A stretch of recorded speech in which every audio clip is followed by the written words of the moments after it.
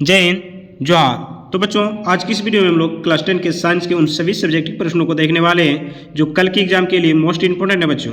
जो आज पे जो क्वेश्चन पेपर वायरल हो रहा है, उन वायरल प्रश्नों में जो सब्जेक्टिव प्रश्न दिया था बच्चों, उन सब्जेक्टिव प्रश्नों को मैं वहाँ पे नहीं करा पाया था, इसलिए उन सभी प्रश्नों का आज इस वीडियो के माध्यम से कराने जा रहा हूँ। तो इस वीडियो के अंत तक बने रहिएगा। उन वीडियो में सभी महत्वपूर्ण प्रश्नों को मैं कराऊंगा जो कल की एग्जाम के लिए मोस्ट इंपॉर्टेंट है। कई प्रश्न यहाँ से लगभग देखने को मिल जाएगा बच्चों। अगर आप इस वीडियो को देख कर जाते हैं और अंत तक अगर देख के जाते हैं तो निश्चित यहाँ से आप लोग सारे प्रश्न करके आएंगे कल, और कोई प्रश्न ऐसा नहीं रहेगा जो आप लोग को छूटने वाला है बच्चों। तो निश्चित है इस वीडियो के अंत तक आप बने रहें, और अगर वीडियो अच्छा लगे तो अपने दोस्तों तक शेयर करें, ठीक है। और अगर आप इस चैनल में पहली बार विजिट कर रहे हैं बच्चों, तो इस चैनल को सब्सक्राइब कर लीजिए और बेल आइकन को प्रेस न करना भूलिए, ताकि जब भी मैं इस प्रकार की वीडियो अपलोड करूं तो इसका सबसे पहले नोटिफिकेशन आप तक पहुंचे। तो आइए, सबसे जो पहला प्रश्न आपके उस प्रश्न में दिया हुआ था, क्वेश्चन में दिया हुआ था, उनको हम लोग एक एक करके देखेंगे। उसके अलावा भी उन सभी प्रश्नों को देखेंगे जो एग्जाम के लिए मोस्ट इंपॉर्टेंट है बच्चों। तो जो वायरल प्रश्न था बच्चों, इसको हम लास्ट में कराऊंगा। अभी जो इंपॉर्टेंट प्रश्न है उसको मैं करवा रहा हूँ, तो इसको देख लीजिए। इसके बाद जो वहाँ पे सब्जेक्टिव प्रश्न था उनको मैं कराने वाला हूँ। तो देखिए यहाँ पे बच्चों, सबसे पहला प्रश्न आपके पास में मैं लेकर आ रहा हूँ। जो प्रश्न है, कह रहा है विस्थापन और द्विविस्थापन अभिक्रिया में क्या अंतर है बच्चों। निश्चित से आप लोग को देखने को मिलेगा आपको। तो विस्थापन क्या होता है बच्चा? तो बेटा देखो, विस्थापन जो अभिक्रिया है तो क्या होता है, तो ऐसी रासायनिक अभिक्रिया जिसमें अधिक अभिक्रियाशील तत्व जो होता है अपने से जो कम अभिक्रियाशील तत्व होते हैं उनको अभिक्रिया से विस्थापित कर देता है, ठीक है। अभिक्रिया में विस्थापित कर देता है। तो ऐसी अभिक्रिया को क्या कहते हैं हम लोग? तो विस्थापन अभिक्रिया, ठीक है। अब विस्थापन अभिक्रिया बेटा दो प्रकार की होती है, एकल विस्थापन अभिक्रिया और द्विविस्थापन अभिक्रिया, ठीक है। तो देखिए यहाँ पे जो दिया हुआ है बच्चों, इसको थोड़ा देख लेते हैं। ये कि विस्थापन अभिक्रिया जब अधिक अभिक्रियाशील तत्व कम अभिक्रियाशील तत्व को उसके यौगिक से विस्थापित कर देता है तो उसे हम लोग क्या कहते हैं? विस्थापन अभिक्रिया कहते हैं। फॉर एग्जांपल बेटा, जैसे यहाँ पे जिंक प्लस CuCl2, ठीक है, इक्वल टू क्या हो जाएगा? Zinc chloride equal to copper. अब यहाँ पे देखिए, कॉपर जो था बच्चों किसके साथ में था? क्लोरीन के साथ में। अब क्या किया? जिंक जो है इसको विस्थापित कर दिया, किसको? कॉपर को, ठीक है। अब इसको द्विविस्थापन अभिक्रिया हम लोग समझ लेंगे। तो द्विविस्थापन अभिक्रिया क्या है? तो ऐसी रासायनिक अभिक्रिया जिसमें आयनों का आदान प्रदान होता है। अभिकारकों के बीच क्या होता है? आयनों का आदान प्रदान होता है, ठीक है। तो इसे हम लोग क्या कहेंगे? तो बेटा इसको हम लोग द्विविस्थापन अभिक्रिया कहेंगे। द्विविस्थापन मतलब दोनों विस्थापन हो रहे हैं, ठीक है। जैसे यहाँ फॉर एग्जाम्पल समझेंगे कि NaOH सोडियम हाइड्रोक्साइड, ठीक है, प्लस HCl इक्वल टू क्या हो जाएगा? NaCl प्लस H2O, ठीक है। अब इसको थोड़ा समझिएगा। ये जो NaOH सोडियम हाइड्रोक्साइड है बच्चों और ये HCl, ये दोनों के दोनों क्या है? तो अभिकारक है बेटा, याद रख लोगे, अभिकारक है। जबकि ये जो दोनों है क्या है? उत्पादक है। क्या है? उत्पादक है, या तो फिर प्रतिफल है, ठीक है। उत्पादक है या फिर इसको हम लोग प्रतिफल के नाम से जानते हैं। कैसे जानते हैं बच्चों? तो प्रतिफल के नाम से जानते हैं। अब जो ये सोडियम हाइड्रोक्साइड है, इनका pH मान क्या होता है बेटा? तो आप सब याद रख लोगे, 14 होता है। HCl जिसको हम लोग कहते हैं हाइड्रोक्लोरिक अम्ल, ठीक है, इनका pH मान क्या होता है? तो 0 होता है। NaCl बच्चों, तो NaCl किसका सूत्र होता है? तो बेटा ये नमक का होता है, ठीक है। H2O क्या आप समझिए, H2O में जो है किसका सूत्र होता है बच्चों? तो ये जल का सूत्र है, ठीक है। H2O का pH मान, जल का pH मान क्या होता है? तो 7 होता है। ये उदासीन होते हैं, ठीक है, ये उदासीन होता है। तो एक एक प्रश्नों के साथ हम लोग कई प्रश्नों को देखते जाएंगे। अब बेटा इसके साथ में हम लोग दो और अभिक्रिया को सीखते हुए आगे की ओर बढ़ेंगे। सबसे पहला आप लोग समझ लीजिए बेटा, संयोजन अभिक्रिया। संयोजन अभिक्रिया, तो संयोजन अभिक्रिया किसे कहते हैं? तो ऐसी रासायनिक अभिक्रिया जिसमें दो या दो से अधिक तत्व आपस में मिलकर के एकल पदार्थ का निर्माण करता है उसे हम लोग संयोजन अभिक्रिया कहते हैं। फॉर एग्जाम्पल अगर समझे तो carbon plus oxygen equal to क्या हो जाएगा बेटा? तो कार्बन डाइऑक्साइड, ठीक है। अब वियोजन अभिक्रिया, वियोजन अभिक्रिया किसे कहते हैं? तो ऐसी रासायनिक अभिक्रिया जिसमें एक बड़े यौगिक अभिक्रिया के फलस्वरूप विघटित होकर दो छोटी छोटी यौगिकों तो दो से अधिक यौगिकों में विभाजित हो जाती है, उसे हम लोग क्या कहेंगे? तो वियोजन अभिक्रिया। इसी का बेटा दूसरा नाम है अपघटन अभिक्रिया, ठीक है, अपघटन अभिक्रिया, ठीक है। तो आप लोग को कंफ्यूज नहीं होना है, ठीक है। अब अपघटन अभिक्रिया, ठीक है। आपसे कई बार प्रश्न पूछ लिया गया है कि वियोजन अभिक्रिया संयोजन अभिक्रिया के विपरीत होता है, क्यों? अब बेटा समझिए, अभी हमने जस्ट समझाया आपको ना कि जो वियोजन अभिक्रिया होता है तो इसमें क्या होता है कि एक बड़े यौगिक अभिक्रिया के फलस्वरूप विघटित होकर दो या दो से अधिक छोटे छोटे यौगिकों में विभाजित होता है, या तो छोटे छोटे यौगिकों का निर्माण कर देता है। जबकि जो एक संयोजन अभिक्रिया होता है बेटा, इसमें क्या होता है कि दो या दो से अधिक छोटे छोटे यौगिक आपस में मिलकर के क्या करता है, एक बड़ी यौगिक का निर्माण करता है। तो इससे संबंधित अब जितने भी प्रश्न आएगा निश्चित आप लोग इसको हल कर लोगे। ठीक है, पास में कह रहे किसी भी रासायनिक समीकरण को संतुलित करना क्यों आवश्यक है, या फिर संतुलित रासायनिक समीकरण क्या है। तो बेटा देखिए, जब हम लोग कोई भी इक्वेशन लिखते हैं तो दोनों तरफ जो अभिकारक होते हैं और जो प्रतिफल होते हैं उनको हम लोग बैलेंस करते हैं, यानी कि बैलेंस कहने का अर्थ है संतुलित करते हैं। ऐसा क्यों करते हैं, नहीं करने से क्या होगा। तो बेटा देखिए, द्रव्यमान संरक्षण का आप लोगों ने एक नियम पढ़ा होगा। तो द्रव्यमान संरक्षण नियम क्या कहता है, ठीक है। तो द्रव्यमान संरक्षण नियम बताता है बेटा हमें कि किसी भी रासायनिक अभिक्रिया में द्रव्यमान का ना तो सृजन किया जा सकता है और ना ही इनकी विनाश किया जा सकता है। ठीक है, इसलिए अभिकारक के तत्वों का जो कुल द्रव्यमान होता है वो प्रतिफल के तत्वों के कुल द्रव्यमान के इक्वल होना चाहिए। इसलिए हम लोग किसी भी रासायनिक अभिक्रिया को क्या करते हैं, संतुलित करते हैं। ठीक है, तो इसको आप लोग समझ में आ गया होगा। चलिए नेक्स्ट देख लेते हैं। बेटा आपके पास में कह रहे हैं निम्न पदों का वर्णन करें और प्रत्येक का एक एक उदाहरण देके समझाएं। तो उदाहरण दीजिए। सबसे पहले पूछ लिया आपसे इसकी संक्षारण क्या होता है। तो बेटा आप लोग को पता है, कई बार हमने पढ़ाया है कि संक्षारण क्या है। जब कोई धातु आर्द्रता, अम्ल आदि के संपर्क में आती है तो उनके ऊपर ऑक्साइड की एक परत जम जाती है और यह धीरे धीरे क्या होती है, क्षरित होने लगती है, अर्थात ये धीरे धीरे नष्ट होने लगती है। इनकी गुणवत्ता में जो होती है वो कमी आने लगती है। तो इस प्रक्रिया को ही क्या कहते हैं बेटा, तो संक्षारण कहते हैं। फॉर एग्जाम्पल जैसे हम लोग समझे तो लोहे में जंग लगना। अब बेटा यहाँ समझिए, जब लोहे में जंग लगता है तो इसकी वस्तु के भार में, इस कहने का अर्थ है कि लोहे के भार में क्या परिवर्तन होता है। तो लोहे का जो भार होता है बेटा उसमें वृद्धि होता है, यानी कि ये इनकी जो भार होती है वो बढ़ जाती है, लेकिन इनकी जो क्वालिटी होती है, इनकी जो गुणवत्ता होती है उनमें कमी आ जाती है। ठीक है, तो यहाँ पे कंफ्यूज नहीं होना, आप सभी याद रख लीजिएगा, समझिए। तो संक्षारण आप लोग समझ लिए। फॉर एग्जाम्पल अगर समझे तो लोहे के में जंग लगना, चांदी के ऊपर काली परत का आना, तांबे के ऊपर हरी परत का चढ़ना, ये सभी किसके उदाहरण है, तो बेटा संक्षारण का उदाहरण। ठीक है, अगला देख लीजिए। कह रहा है विकृत गंधिता से आप क्या समझते हैं। ठीक है, इनको थोड़ा आप लोग को परिभाषित करना है, समझिए विकृत गंधिता। कह रहा है विकृत गंधिका, जब तेल या वसायुक्त खाद्य पदार्थों को लंबे समय तक आर्द्र वायु में छोड़ दिया जाता है तो यह ऑक्सीजन से अभिक्रिया करता है। बेटा क्या करता है, तो यह ऑक्सीजन से अभिक्रिया कर लेता है, जिसके फलस्वरूप क्या होता है, उनके स्वाद में बदलाव आ जाते हैं।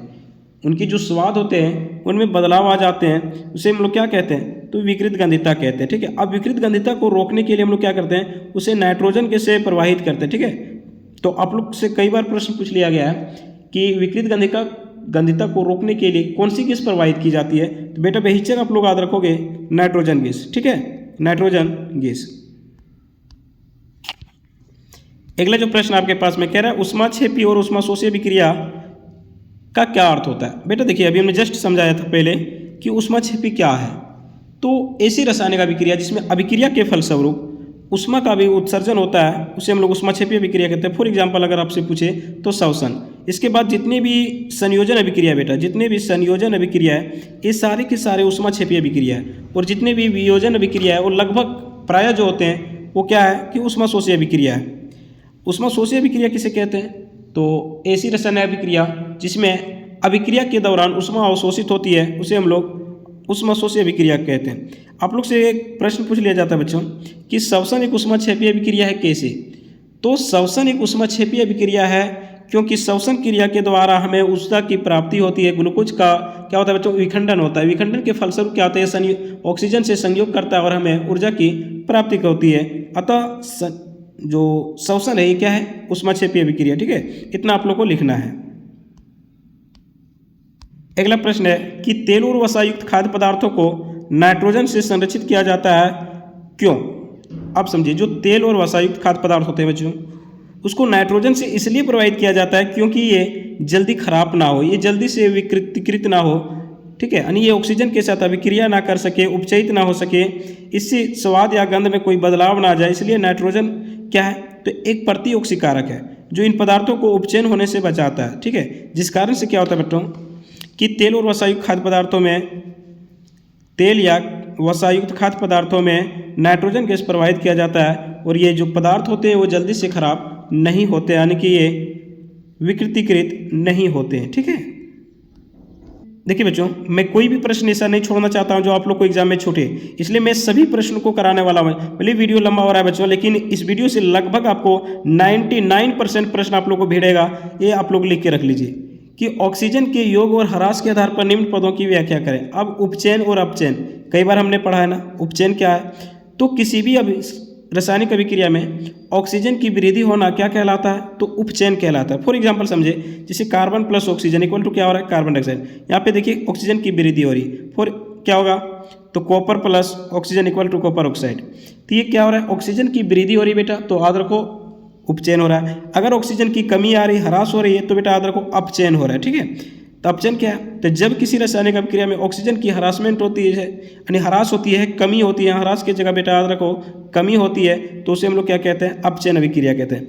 अब एक से आप पूछ लिया जाता है आपसे कि रेडॉक्स अभिक्रिया से आप क्या समझते हैं। ठीक है, रेडॉक्स अभिक्रिया से आप क्या समझते हैं, तो जब किसी रासायनिक अभिक्रिया में एक अभिकारक का उपचयन तो दूसरे का अपचयन होता है, तो ऐसी अभिक्रिया को अपचयन उपचयन या फिर एक साथ हम लोग रेडॉक्स अभिक्रिया के नाम से जानते हैं। लिख लोगे, बिल्कुल पूर्ण भरोसा है कि आप लोग लिख के आओगे और पेपर को फोड़ के आओगे। अगर पेपर पहाड़ है बच्चों, तो आप लोग भी वो दशरथ मांझी बन जाइए, जब तक फोड़ेंगे नहीं तब तक छोड़ेंगे नहीं। ये मन में बैठा लीजिए कि जो भी प्रश्न आए उसको फोड़ के ही आएंगे।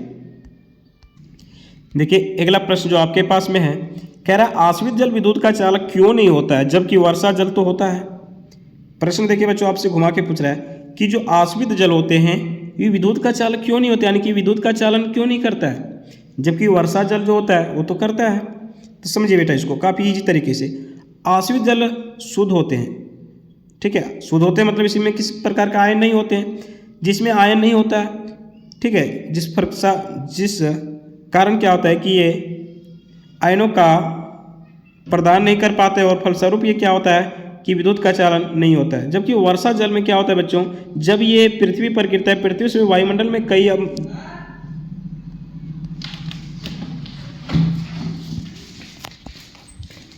सल्फर डाइऑक्साइड, नाइट्रेट ऑक्साइड, ये जल में मिलकर क्या करता है, अम्लीय बना देता है। और ये अम्ल हम लोगों ने पढ़ा है कि अम्ल क्या करता है, अम्ल का जलीय विलयन बेटा हाइड्रोजन आयन प्रदान करता है। ठीक है, अम्ल का जलीय विलयन क्या करता है, तो हाइड्रोजन आयन प्रदान करता है, जिस फलस्वरूप क्या होता है कि ये विद्युत का चालन करता है। सीधी भाषा में बेटा आप लोग याद रखिए कि आश्रित जल विद्युत का चालक नहीं होता है क्योंकि ये हाइड्रोजन प्रदान नहीं करते हैं, जबकि वर्षा जल, ठीक है, पृथ्वी पर गिरते समय कई गैसें जैसे सल्फर डाइऑक्साइड नाइट्रोजन से मिलकर के क्या करता है, आयन का प्रदान करने लगता है। फलस्वरूप ये क्या करते हैं कि ये विद्युत का चालक होते हैं। ठीक है, इतना आप लोग को लिख देना है, यहाँ से आप लोग को 3 मार्क्स मिलने वाला है। ठीक है, अगला प्रश्न बेटा, कह रहे जल की अनुपस्थिति में अम्ल का व्यवहार अम्लीय क्यों नहीं होता है। यानी जो अम्ल होता है बेटा, हम लोगों ने पढ़ा कि अम्ल जो होता है, ठीक है, क्या होता है, तो बेटा आप लोगों ने पढ़ा कि 7 से कम होता है। अम्ल क्या करता है, तो अम्ल का जो जलीय विलयन होता है वो हाइड्रोजन आयन प्रदान करता है। ठीक है, अब अम्ल जो होता है वो स्वाद में खट्टे होते हैं। तो कह रहे हैं जल की अनुपस्थिति में, जब जल अनुपस्थित होता है तो इनका व्यवहार अम्लीय क्यों नहीं होता, तो नीले लिटमस पत्र के रंग में परिवर्तन क्यों नहीं कर पाते हैं, क्योंकि अम्ल क्या करता है, ये नीले लिटमस पत्र को लाल कर देता है। तो जल की अनुपस्थिति में बेटा ये हाइड्रोजन प्रदान नहीं करते, सीधी भाषा में आप लोग याद रखो। इसलिए क्या करता है कि ये इनका जो व्यवहार होता है अम्लीय नहीं होते हैं, या तो फिर नीले लिटमस पत्र को लाल नहीं कर पाते हैं, या तो फिर विद्युत का चालन नहीं करते। तो सारे के सारे प्रश्न का एक ही जवाब है बेटा कि ये हाइड्रोजन प्रदान नहीं करता है। अगला प्रश्न आपके पास में है, कह रहा है उदासीनीकरण अभिक्रिया से आप क्या समझते हैं, उदाहरण सहित वर्णन करें।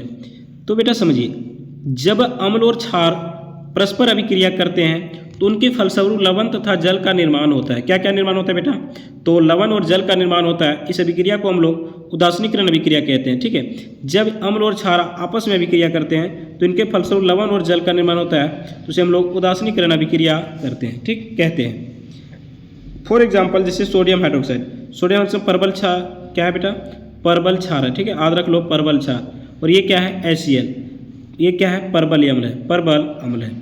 अब परबल क्षार किसे कहते हैं, तो वे सभी क्षार जो अधिक मात्रा में हाइड्रोक्सिल आयन प्रदान करे उसको हम लोग क्या कहते हैं, परबल क्षार। और जो अधिक मात्रा में हाइड्रोजन आयन प्रदान करे उसको हम लोग परबल अम्ल कहते हैं। तो जब परबल अम्ल और परबल क्षार आपस में अभिक्रिया करता है और इनके फलस्वरूप लवण का निर्माण होता है तो उसको हम लोग कहते हैं, इस अभिक्रिया को उदासीनीकरण अभिक्रिया।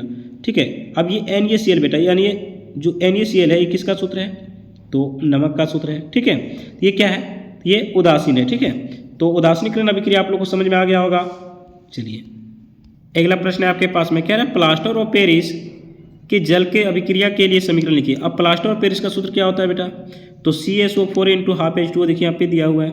तो जब प्लास्टर ऑफ पेरिस जल के साथ अभिक्रिया करता है तो ये जिप्सम का निर्माण करता है। किसको निर्माण करता है, तो जिप्सम का निर्माण कर देता है। ठीक है, तो प्लास्टर ऑफ पेरिस देखिए यहाँ पे CaSO4 इंटू हाफ H2O, ये किससे अभिक्रिया किया बेटा, तो जल से अभिक्रिया किया। जल से अभिक्रिया के फलस्वरूप क्या निर्माण किया, तो CaSO4 इंटू 2H2O, ये किसका सूत्र है, तो बेटा याद रखिएगा ये जिप्सम का सूत्र है। ठीक है, तो आपसे जिप्सम का सूत्र पूछ लेगा, या फिर आपको प्लास्टर ऑफ पेरिस का सूत्र पूछ लेगा, या फिर पूछ देगा आपको कि प्लास्टर ऑफ पेरिस के दो उपयोग को लिखें। ठीक है, तो यहाँ से ये प्रश्न काफ़ी इंपॉर्टेंट है। देखिए बेटा, आपसे पूछ लिया जाता है कई बार कि जो प्लास्टर ऑफ पेरिस होता है उसको आर्द्ररोधी बर्तनों में रखा जाता है, क्यों। तो एक ही प्रश्न में मैं उसका भी जो आंसर है उसको बता रहा हूँ। तो जो प्लास्टर ऑफ पेरिस होता है उसको आर्द्ररोधी बर्तनों में रखा जाता है क्योंकि ये शीघ्र ही जल से अभिक्रिया कर लेता है और तुरंत क्या करता है कि जिप्सम का निर्माण कर देता है। ठीक है, चलिए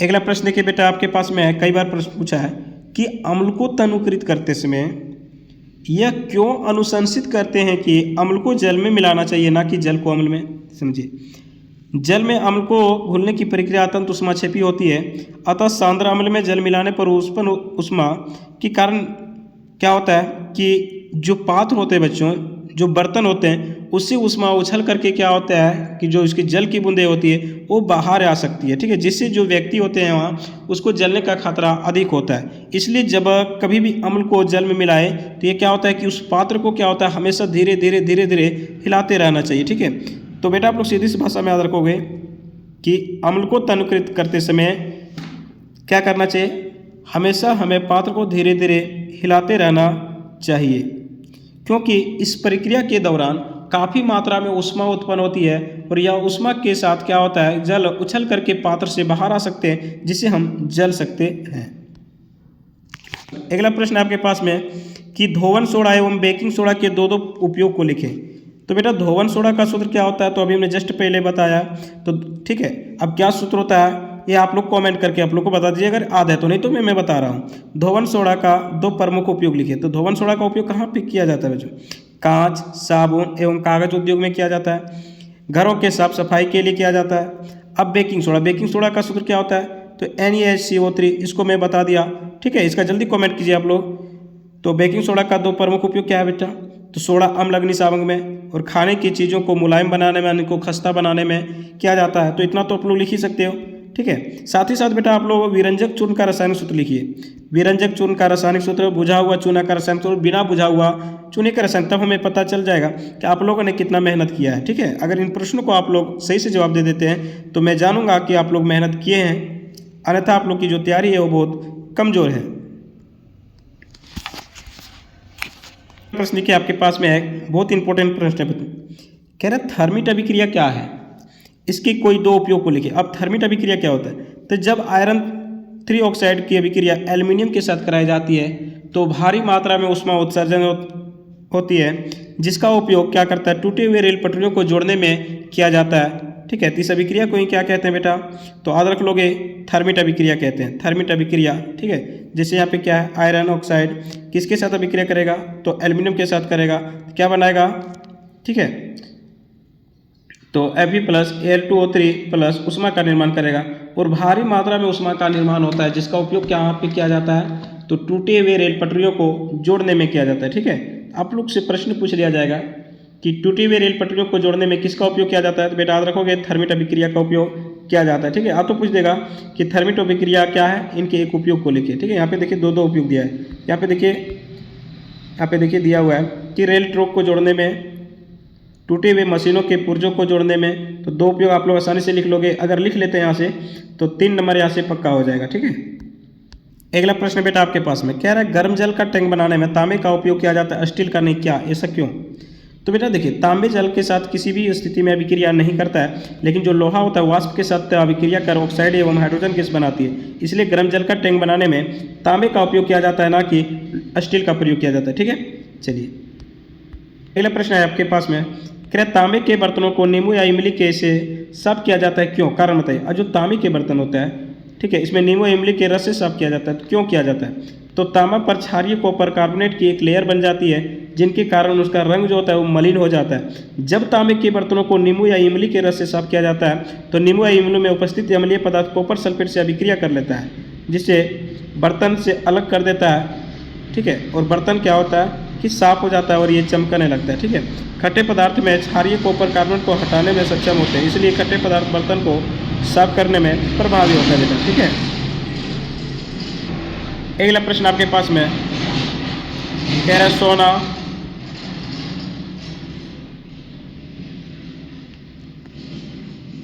चांदी एवं प्लेटिनम का उपयोग आभूषण बनाने में किया जाता है, क्यों? ऑप्शन में प्लेटिनम, सोना एवं चांदी बहुत कम अभिक्रियाशील होते हैं, ये हम सभी जानते हैं, ये स्वतंत्र अवस्था में पाए जाते हैं। ठीक है, तथा ये जो है बेटा किसी प्रकार से अभिक्रिया ना करता, ना ही ये जल के साथ अभिक्रिया करता है, ना ही अम्ल के साथ अभिक्रिया करता है, और ना ही ये किसी प्रकार के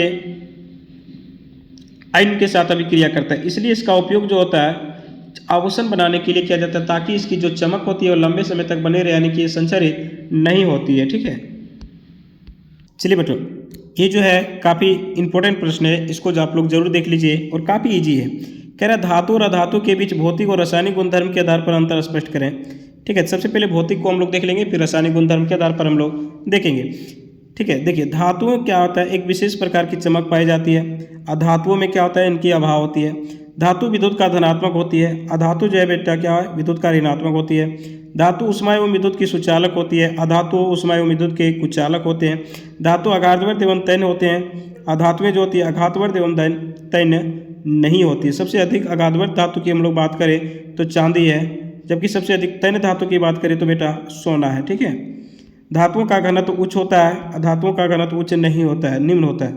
ठीक है, अब समझिए धातुओं को जब पीटा जाता है तो उसे विशेष प्रकार की ध्वनि उत्पन्न होती है। ठीक है, जबकि अधातुओं में क्या होता है कि अधातुओं को जब पीटिएगा तो एक विशेष प्रकार की जो टन की आवाज़ होती है वो उत्पन्न नहीं होती है। ठीक है, अब यहाँ पे देखिए रासायनिक गुणधर्म के आधार पर हम लोग देखेंगे।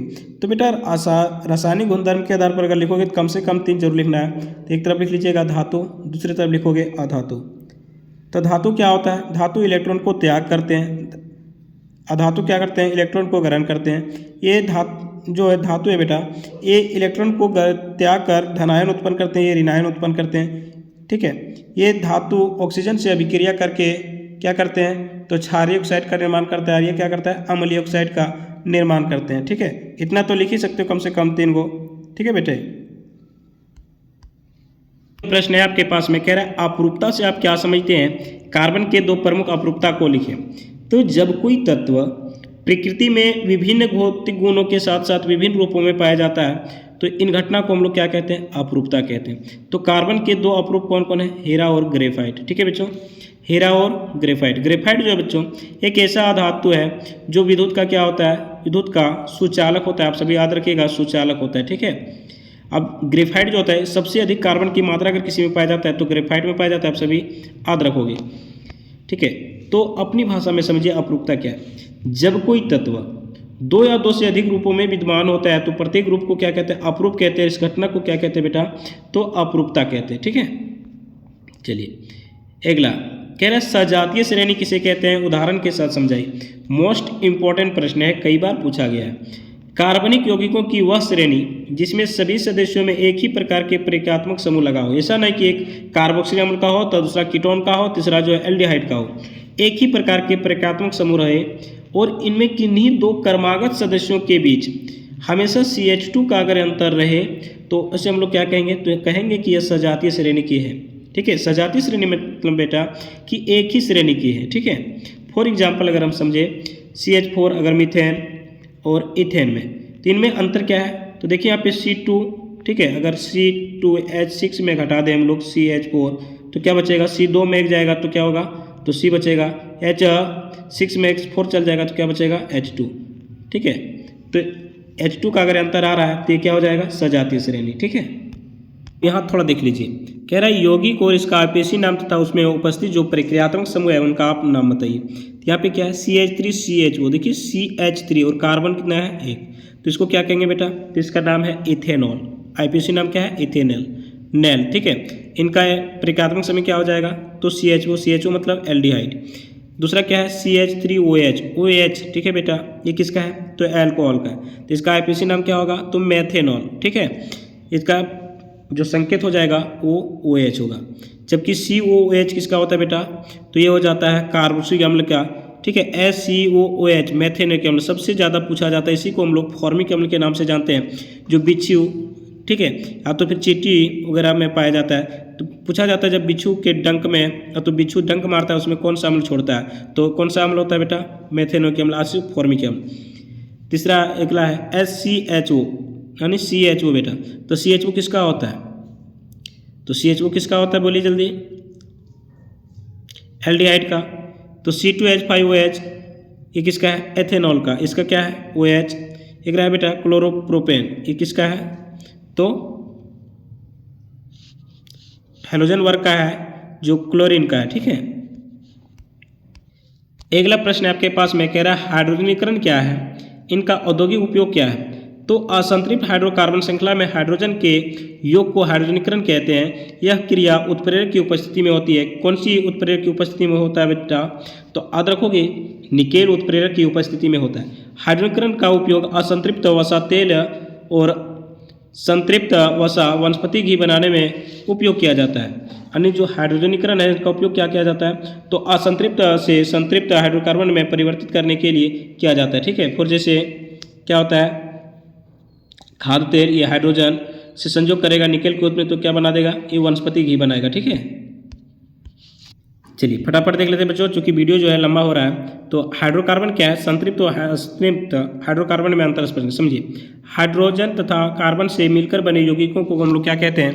तो हाइड्रोकार्बन कहते हैं। फॉर एग्जाम्पल CH4 जिसको मीथेन है, तो इसमें कौन क्या क्या मिला है? तो कार्बन भी मिला है और हाइड्रोजन भी मिला है, ठीक है। अब हाइड्रोकार्बन को दो भागों में बांटे हैं, संतृप्त हाइड्रोकार्बन और असंतृप्त हाइड्रोकार्बन। समझिए पहले, तो संतृप्त हाइड्रोकार्बन में वे हाइड्रोजन होते हैं जिनमें केवल एकल संयोजन आबंध होते हैं, ठीक है। ये क्या होते हैं? तो ये एल्केन वर्ग के यौगिक होते हैं। कार्बन की मात्रा इसमें कम और हाइड्रोजन की मात्रा इसमें अधिक होती है। ये जो है बेटा ये कम अभिक्रियाशील होते हैं। क्या होते हैं? कम अभिक्रियाशील होते हैं।